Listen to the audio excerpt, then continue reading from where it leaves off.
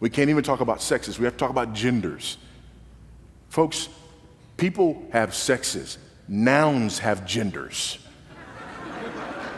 Do you personally dislike homosexuals? Of course, they are disgusting. It's the only sin, by the way, for which God destroyed cities with fire and brimstone. It's unique. In Kenya, to be gay, the LGBT community is illegal. They just want to have equal rights, the same privacy and equality as all other Kenyans do. Is that something that you aspire to for your country? I want to be very clear. This is not an issue as you would want to put it. It's not like other sins. It's unique. Not all sins are called abominations. Homosexuality is unique in that regard. Very few sins in that category. And not all sins were ended in God destroying twin cities with fire and brimstone. It's unique. We equally reject attempts to prescribe new rights that are contrary to our values, norms, traditions, and beliefs. We are not gays. What is your message to Western human rights groups, to President Obama, to lesbian, gay, bisexual, and transgender people? Respect African societies and their values. If you don't agree, you just keep quiet. Let's manage our society the way we see. If we are wrong, we shall find out by ourselves. Just the way we don't interfere with yours. So is your aim to eradicate homosexuality completely by forcing people to stay silent or face a prison sentence? Well, the aim is to make sure that we do protect the institution of marriage and stopping the promotion of homosexuality in our country. If in the process that is achieved, that will be good for our society. That homosexuality be eradicated from society? That will be good for our society. Do you respect other religions, an individual's right to practice another religion other than Christianity? Yes. So why can't you respect another individual's differing sexual orientation? Well, I don't think that homosexuality is a human right. There is no evidence that there is such a thing. There's evidence that there are people who engage in the practice of what the Bible calls sodomy. But there is no evidence that there are people who have a permanent orientation toward homosexuality. In fact, there's 2,000-year-old evidence, and you'll hear about it tomorrow, that there are people who practice homosexuality, who call themselves homosexuals, who, according to 1 Corinthians chapter 6, were not that anymore. What sort of people are they? How can you go? I never knew what they were doing. That's how I've been told recently that what they do is terrible, disgusting. But I was ready to ignore that if there was proof that that's how he's born, abnormal. But now the proof is not there. Being homosexual is not the same thing as being black or being white or being whatever. It's not the same thing.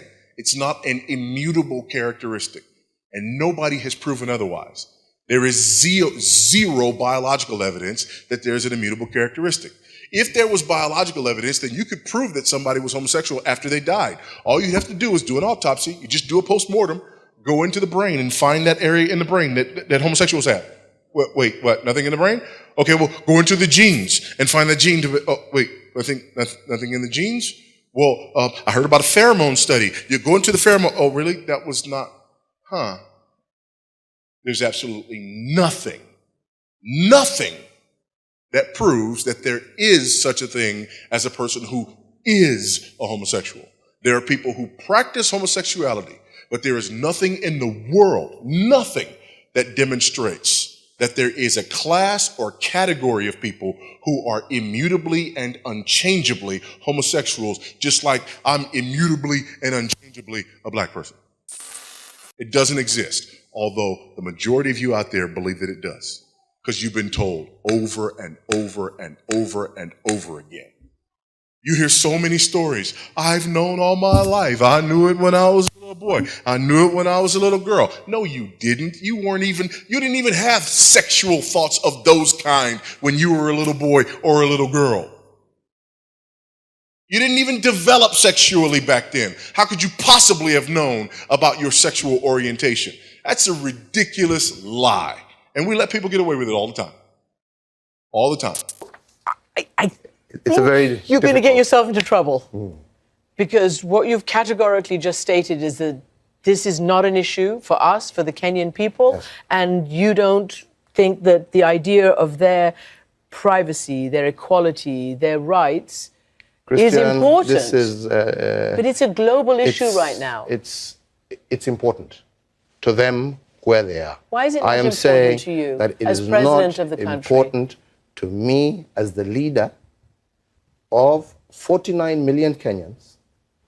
And after, if you want to ask me my personal opinion, What is your personal opinion? after I finish my process, I can talk about my personal opinion. But as the leader of the people of the Republic of Kenya, I represent that which our people are desirous to be. One of the reasons that people don't want people who look like me talking about this issue. Because other people, they just say, well, you're just a bigot, you're just a racist bigot. And with me, they just go, well, you just...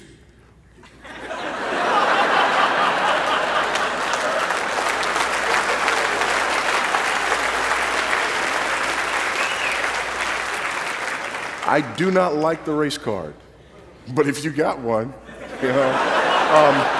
We will have our morals. We will protect our children. And we are making this law. We are making this law for ourselves. We are making this law for our children. We are making this law for the children of our children. This country will stand firm. And once it passed, I can tell you, Madam Speaker, we are going to reinforce the law enforcement officers to make sure that homosexuals have no space in Uganda. I want to talk to you about a specific, human rights situation in parts of Africa and including in your own country. You yourself gained worldwide attention a few years ago when you said there was, quote, no room for homosexuality in Kenyan society. I want to know whether you still stand by that. Kenyan law, we have Kenyan constitution, we have our tradition, we have our customs. We will continue to respect other people's customs as they respect our customs and our tradition. I am very clear that we respect everybody and what they believe in, but we also have what we believe in, and we expect to be respected for what we believe in. Government gets in the habit of treating people differently. Those habits can spread, and not harming anybody. The idea that they are going to be treated differently or abused because of who they love is wrong. Full stop. What's better for our society? People who decide what's right based upon what they want at the moment, or people who understand and recognize that there is a law higher than themselves and who submit and subject themselves to that law? You answer that for me, and then we can go back to our discussion on same-sex marriage.